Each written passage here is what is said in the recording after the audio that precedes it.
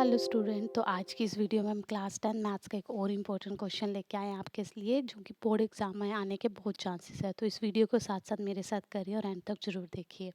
तो हमारा क्वेश्चन क्या है, from the chapter again from pair of linear equation and two variable. बच्चे इसमें सबसे ज़्यादा प्रॉब्लम सबको आती है वर्ड प्रॉब्लम्स में, और ये बेसिक वर्ड प्रॉब्लम्स है जो आपके एनसीईआरटी में से भी आ सकता है, और इस तरह की कुछ मोल्डेड फॉर्म्स है, राइट। तो ये बेसिक कुछ हैं जो हम डिस्कस करने जा रहे हैं, और ये बहुत इंपॉर्टेंट है, ध्यान से मेरे साथ साथ करिए। The ratio of incomes of two person is 9:7। Income हमें देखो पहले ये पता होना चाहिए, निकालना क्या, find their monthly income. So let the monthly income of person A भी मान लेते हैं।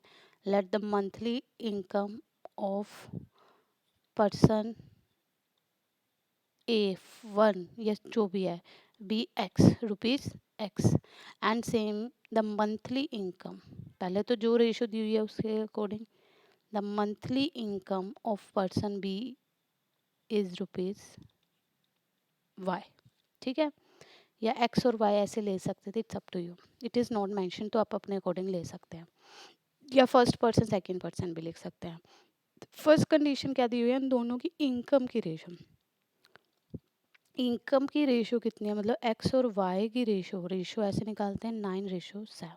ठीक है, ये आपका फर्स्ट रिलेशन है, इसको आप ऐसे भी लिख सकते हो 7x equal to 9y, right.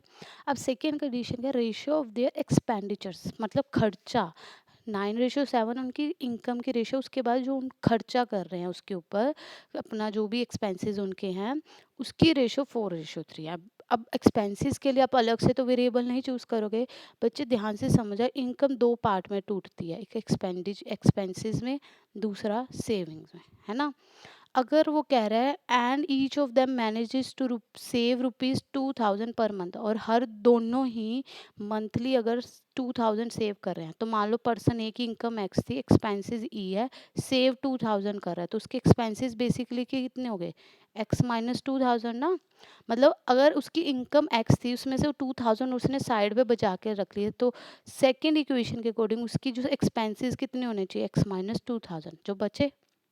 Similarly जो सेकंड पर्सन है उसके एक्सपेंसेस भी कितने होने चाहिए, y-2000।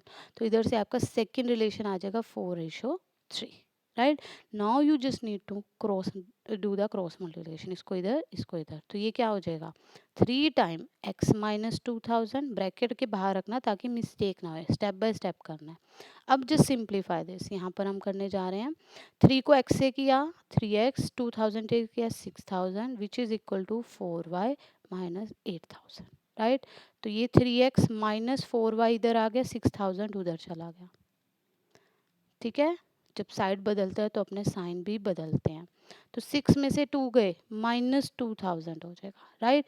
ये आपका फर्स्ट रिलेशन था, ये सेकंड, दो वेरिएबल दो equation. Now we can use here substitution method also. तो मैं मान लो x की वैल्यू पुट कर रही हूँ 9/7y। ठीक है, इन दिस सब्स्टिट्यूशन मेथड क्या होता है, किसी एक इक्वेशन में से किसी एक वेरिएबल की वैल्यू सब्स्टिट्यूट कर सकते हैं दूसरे इक्वेशन में। ठीक है, तो मैंने x की वैल्यू 9/7y निकाली, तो मैं इसमें पुट करने जा रही हूँ। नाउ लेट्स सी, ये ध्यान रखना एक्स वाई पॉजिटिव है, 9×3 = 27y, एलसीएम लिया -28y, ये 7 भी उधर जाके मल्टीप्लाई हो जाएगा, है ना। ये 7 भी उधर जाके मल्टीप्लाई, 27 में से 28 -y, ये 7 इधर आके मल्टीप्लाई होके क्या देगा -14,000। तो बेसिकली आपका y कितना आ गया 14,000, मतलब 14,000 वाई, मतलब पर्सन बी की सैलरी कितनी है 14,000। नाउ इन दिस एक्स आपको ऑलरेडी पता है 9/7 वाई है, तो एक्स कितना आ गया 9/7 मल्टीप्लाई बाय 14,000।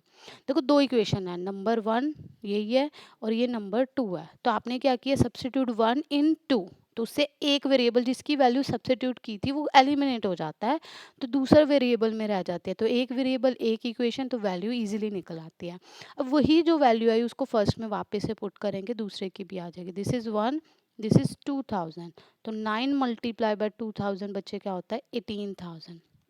तो सेकंड पर्सन की इनकम भी कितनी होगी 18,000, फर्स्ट की कितनी होगी सॉरी फर्स्ट की कितनी होगी 18,000, सेकंड की होगी 14,000, ये दोनों की इनकम आ गई। अब रेशियो देख सकते हो 18 और 14 का 9:7, यस।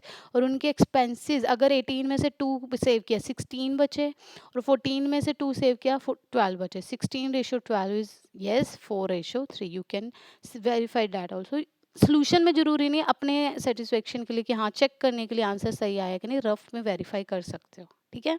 तो ये क्वेश्चन बहुत इंपॉर्टेंट है। इस तरह के और भी क्वेश्चन हम और लेके आएंगे, तो इसको खुद से भी प्रैक्टिस कीजिए एंड हमारे चैनल को सब्सक्राइब करना ना भूलें। Thank you.